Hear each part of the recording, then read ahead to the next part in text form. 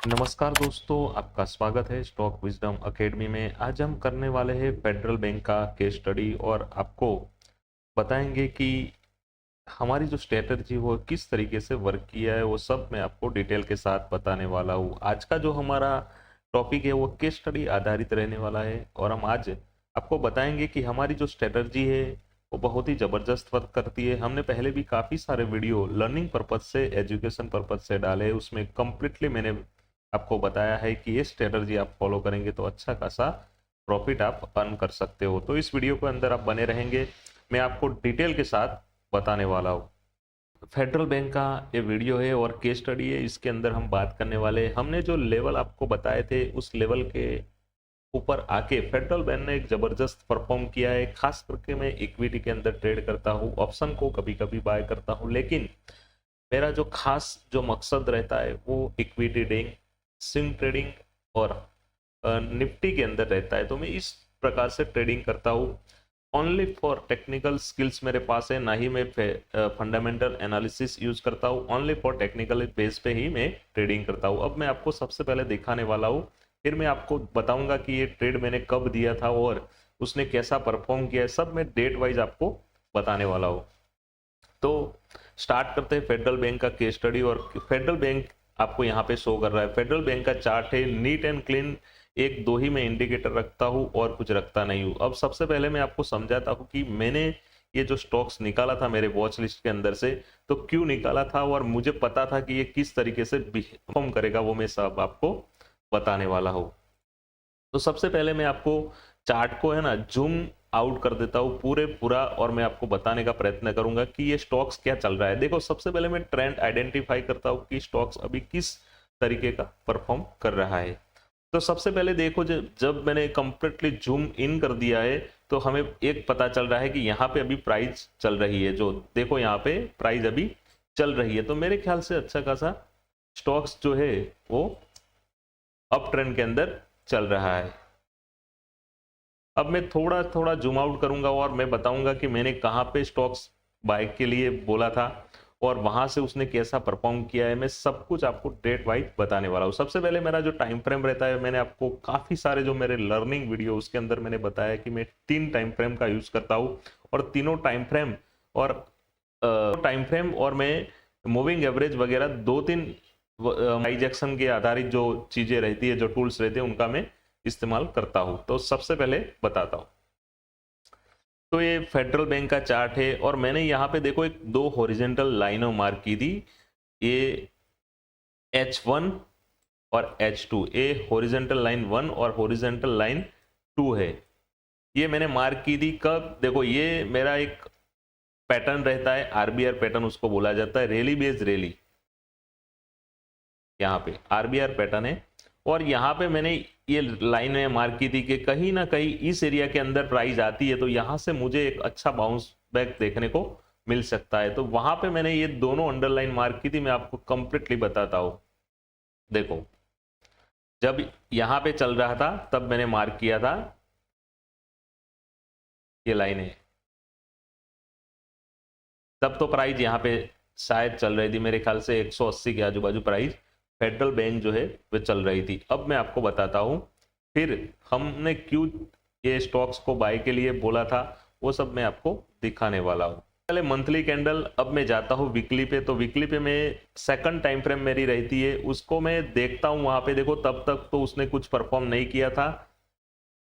तो ये weekly candle है और वीकली कैंडल क्या, यहाँ पे मैंने आपको स्टॉक्स बाय करने को बोला था यहाँ पे, और मैं सब कुछ आपको दिखाने वाला हूँ। अब मैं जाता हूँ वन डे कैंडल, जो हमारी हमने एंट्री, स्टॉप लॉस और टारगेट मार्क करके रखता हूँ। पहले से ही मैं मार्क करके रखता हूँ, आपको धीरे धीरे मैं सब कुछ बताने वाला हूँ। देखो, मैंने एंट्री जो रखी थी फेडरल बैंक की वो 187 रखी थी। स्टॉप लॉस मैंने रखा था ओनली 6 रुपीज का, 7 रुपीज का स्टॉप लॉस मैंने यहाँ पे रखा था। और जो मेरा टारगेट है वो डबल से ज़्यादा मैं रखता ही हूँ, डबल तो मिनिमम लेता हूँ। तो 1:2 का रेशियो पकड़ के आप चल सकते हैं। तो अब फेडरल बैंक ने कैसा परफॉर्म किया है, किस तरीके से अभी तक उसने मूवमेंट दी, वो सब मैं आपको दिखाने वाला हूँ। लेकिन उससे पहले अगर आपको ये कहाँ से कैसे पता चलेगा कि मैंने ये जो मार्क किया वो सही या गलत है, तो मैं इसके लिए मैं स्क्रीनशॉट रखता हूँ। जब भी मैं स्टडी करता हूँ, जब भी मैं चार्ट को एनालिसिस करता हूँ, टेक्निकल एनालिसिस करता हूँ, तब मैं चार्ट का जो स्क्रीनशॉट है वो मेरे एक्सेल शीट के अंदर मेंशन कर देता हूँ। लेकिन मैं आपको बताऊंगा, मैं जा रहा हूँ जो मेरे पुराने जो चार्ट है, जब मैंने केस स्टडी की थी तब का जो मेरा चार्ट है।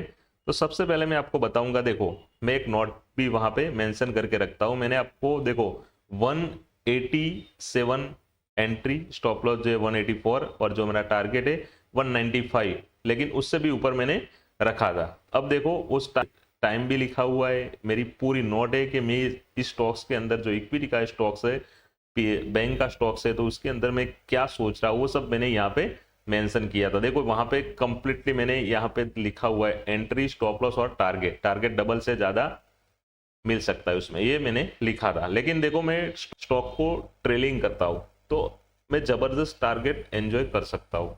अब मैं आपको बताऊंगा दूसरा स्क्रीनशॉट।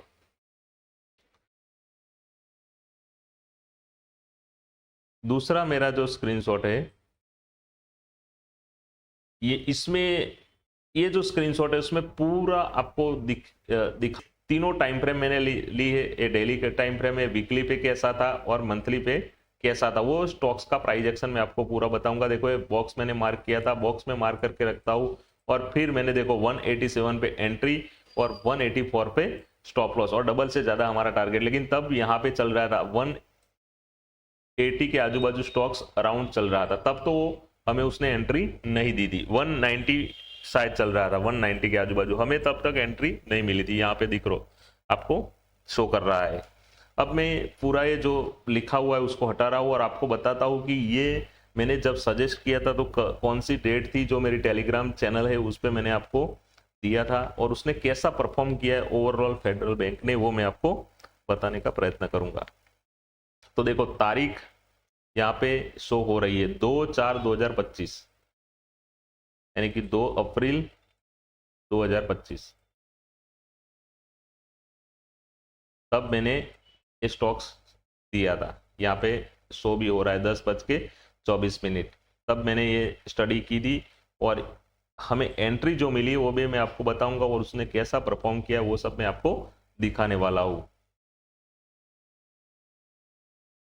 अब मैं आ जाता हूँ लाइव चार्ट पे, और लाइव चार्ट पे आके मैं बताने का प्रयत्न करूंगा कि इस स्टॉक्स ने कैसे परफॉर्म किया है। सबसे पहले मैंने बोला ना मैं तीनों टाइम फ्रेम देखता हूँ, तो वहां पे मैंने एक हॉरिजेंटल लाइन मार्क की थी। उसके बाद वीकली और डेली पे जाते हैं यहाँ पे, तो देखो 184 हमें कब एंट्री मिली, देखो यहाँ पे एंट्री हमें मिली नहीं थी, एंट्री हमें मिलती है,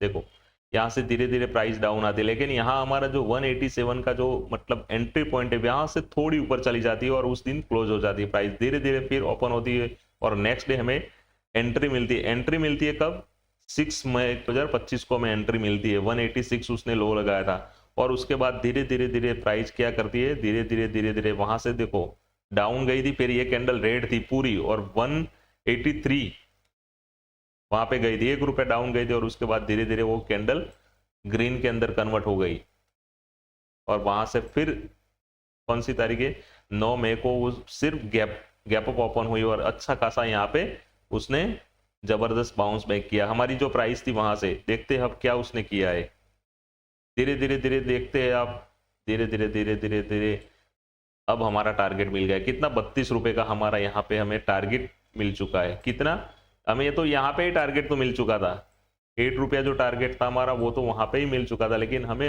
₹32 तक यहाँ पे टारगेट मिला। अब ओवरऑल हम देखते हैं कि इस चार्ट ने जो फेडरल बैंक है उस स्टॉक्स ने कैसा परफॉर्म किया है।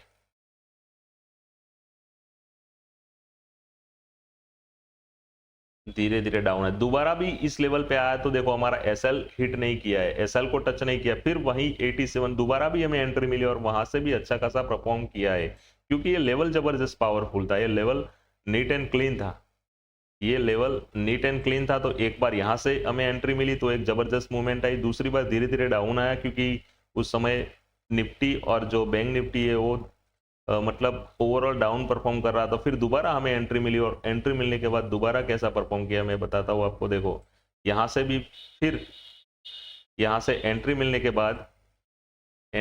के बाद फिर धीरे धीरे कंसोलिडेशन फेज चला और फिर अभी यहाँ पे रिसेंटली चल रही है प्राइस। तो जबरदस्त वर्क इसने किया है और अभी तो करंटली वो 300 के आजू बाजू अभी ट्रेड कर रहा है।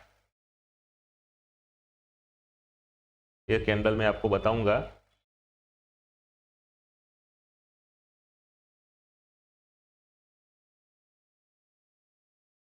देखो 301 का उसने हाई लगाया, तो जबरदस्त यहाँ पे हमें रैली देखने को मिली और जहां जो हमने स्टॉप लॉस बनाया था वहां कभी प्राइस गई ही नहीं। 184 का हमारा जो स्टॉप लॉस था वहां पे कभी प्राइस गई ही नहीं। अच्छा खासा मेरे ख्याल से 100 पॉइंट का हमें यहाँ पे मूव देखने को मिला है। 115 पॉइंट का हमें मूव देखने को मिला है। मैं आपको क्लियर कट बता देगा। देखो हमें एंट्री मिली, यहाँ पे मैं आपको बता रहा हूँ एंट्री मिली और एंट्री मिलने के बाद कैसा उसने परफॉर्म किया है। तो हम अच्छा खासा यहाँ पे निकल जाते हैं क्योंकि हमें तो ज्यादा 32 रुपए कोई स्टॉक्स के अंदर मिल गए। हमने 10,000 क्वांटिटी ली होती शायद तो भी हमें 3,20,000 का प्रॉफिट हो चुका होगा। तो इसी तरीके से ट्रेडिंग करते, लेकिन मैंने पहले भी बोला है कि हम अब रिस्क मैनेज करके ही हम क्वांटिटी डिफाइन करते हैं और तभी हम क्वांटिटी लेते हैं। जितना हमारा रिस्क है उसी प्रकार से हम क्वांटिटी को लेते हैं। तो जबरदस्त फेडरल बैंक जो है उसने जबरदस्त परफॉर्म किया और कहीं ना कहीं अभी भी जबरदस्त लेवल पे चल रहा है। देखो अब मैं जो हमने जो स्टॉक्स के अंदर जो हमारा जो फेडरल बैंक था उसके अंदर हम टारगेट को कैसे आगे बढ़ा सकते हैं उसका मैं आपको ट्रिक इस वीडियो के अंदर बता रहा हूं कि देखो हमने एंट्री ली थी यही पॉइंट पे और वहां से कंटिन्यू किसी ने, देखो ये पॉइंट कभी टूटा नहीं है, ये पॉइंट टूटा तो हम शायद यहां तक तो एंट्री बना सकते हैं। 260 तक तो हम चल सकते थे। यहाँ पे हमारा जो पॉइंट था वो टूटा हुआ है, ये देखो। तो हम यहाँ पे 260 255 से 60 वहां पे हम निकल सकते थे। यहाँ तक तो हम रैली को कंप्लीटली एंजॉय कर सकते थे। तो वही हम आपको बताने का प्रयत्न करते हैं। तो अगर फेडरल बैंक आपको पसंद आया है, जो हमारी केस स्टडी रहती है उसके अंदर कंप्लीटली मैं स्विंग ट्रेड और इक्विटी ट्रेडिंग के अंदर जो मेरी जो स्ट्रेटजी हो मैं आपको बताने का प्रयत्न करता हूँ। अगर आपको वीडियो अच्छा लगा है तो प्लीज़ और चैनल को सब्सक्राइब करना मत भूलिएगा। मिलते हैं नए वीडियो के अंदर। Thank you.